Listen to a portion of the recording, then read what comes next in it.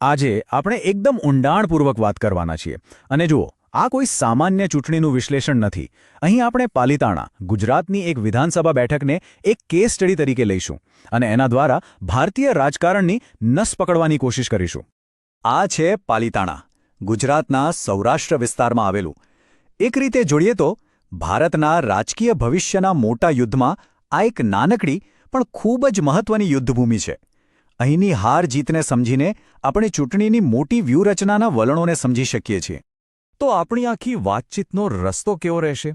પહેલાં આપણે પાલિતાણાની જમૂની હકીકતને સમજીશું, પછી આંકડા શું કહે છે એ જોઈશું, હારના કારણોનું વિશ્લેષણ કરીશું, એ પછી 90 દિવસના કમબેક પ્લાન પર નજર નાખીશું, નવા ડિજિટલ યુદ્ધ ક્ષેત્રને સમજીશું અને છેલ્લે આ બધો ડેટા શાસનમાં કેવી રીતે ઉપયોગી થઈ શકે એની વાત કરીશું. ચાલો તો શરૂ કરીએ પહેલા વિભાગથી. કોઈ પણ જગ્યાના રાજકારણને સમજતા પહેલા ત્યાંના લોકો, સમાજ અને અર્થતંત્રને સમજવું ખૂબ જ જરૂરી છે. પાલિતાણાને સમજવા માટે પહેલાં એની જમીનને સમજવી પડે. આ માત્ર કોઈ ભૌગોલિક સ્થાન નથી. અહીંની આખી અર્થવ્યવસ્થા બે મુખ્ય આધારસ્તંભો પર ટકેલી છે. એક જૈન તીર્થધામ હોવાને કારણે પ્રવાસન અને બીજું ખેતી.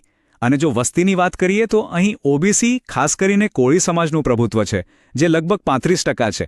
પણ એની સાથે દલિત અને રબારી જેવા બીજા સમુદાયો પણ છે, જે પરિણામો પર મોટી અસર પાડી શકે છે. હવે વાત કરીએ નક્કર આંકડાઓની. કારણ કે રાજકારણમાં લાગણીઓ અને દાવાઓ ગમે તે હોય, પણ આંકડા ક્યારેય ખોટું નથી બોલતા. એ આપણને સાચું ચિત્ર બતાવે છે. સ્ક્રીન પર જે આંકડો છે એને બરાબર જુઓ. 27,577. આ માત્ર કોઈ નંબર નથી. આ 2022ની ચૂંટણીમાં કોંગ્રેસના ઉમેદવારની હારનું અંતર હતું. આટલો મોટો આંકડો એ જ બતાવે છે કે રાજકીય પડકાર કેટલો જબરજસ્ત હતો. જો આપણે પાછલા 10 વર્ષ પર નજર નાખીએ તો આખી વાર્તા સ્પષ્ટ થઈ જાય છે. જુઓ, 2012માં કોંગ્રેસ લગભગ 9%ના માર્જિનથી જીતી હતી. પણ પછી 2017માં શું થયું? બાજી પલટાઈ ગઈ અને ભાજપ લગભગ 9.5%થી જીત્યું. અને 2022માં તો આ માર્જિન વધીને 16.5%થી પણ વધારે થઈ ગયું. અને જો એ આંકડા તમને જટિલ લાગતા હોય તો આ ચાર્ટ જુઓ. એકદમ સાફ છે. ભાજપનો ગ્રાફ સતત ઉપર જઈ રહ્યો છે અને કોંગ્રેસનો સતત નીચે આવી રહ્યો છે. આનાથી વધુ સ્પષ્ટ ચિત્ર બીજું શું હોઈ શકે? રાજકીય પવન કઈ દિશામાં વાઈ રહ્યો છે એ સ્પષ્ટ છે. સારું, તો આંકડા આપણને શું થયું એ તો કહી દે છે, પણ સૌથી મોટો સવાલ છે કેમ થયું? આવું કયા કારણોસર બન્યું? ચાલો હવે આ હારના કારણોનું પોસ્ટમોર્ટમ કરીએ. અને જ્યારે આપણે લોકોની ફરિયાદોની વાત કરીએ છીએ ત્યારે એ યાદ રાખવું જરૂરી છે કે દરેક મતદાર એક નાગરિક છે. ભારતીય બંધારણ દરેક વ્યક્તિને ગૌરવ સાથે જીવવાનો અધિકાર આપે છે. એટલે રાજકારણ એ માત્ર આંકડાની રમત નથી, પણ લોકોની આશાઓ અને સમસ્યાઓને સમજવાની જવાબદારી પણ છે. આ ટેબલને વોટર ગ્રીવન્સ હીટ મેપ કહી શકાય. એ બતાવે છે કે કયા સમુદાય માટે કઈ સમસ્યા સૌથી મોટી હતી. તમે જોશો કે પાણીની તંગી એ તો લગભગ બધા માટે મોટો મુદ્દો હતો. કોળી સમાજ માટે ખેતીની સમસ્યાઓ ચરમસીમાએ હતી, તો દલિત સમાજ માટે રોજગાર અને ભેદભાવના પ્રશ્નો વધુ ગંભીર હતા. અને આ બધા ડેટાનો સાર શું છે? આ 3 શબ્દોમાં: પાણી, પૈસા, રોજગાર. આ માત્ર કોઈ રાજકીય નારો નથી. આ પાલિતાણાના સામાન્ય માણસની જિંદગીની હકીકત છે, એની રોજબરોજની જરૂરિયાતો છે. પણ હાર માટે માત્ર લોકોની નારાજગી જ જવાબદાર નહોતી. બીજા પણ કેટલાક મોટા કારણો હતા. પહેલું, મતનું વિભાજન.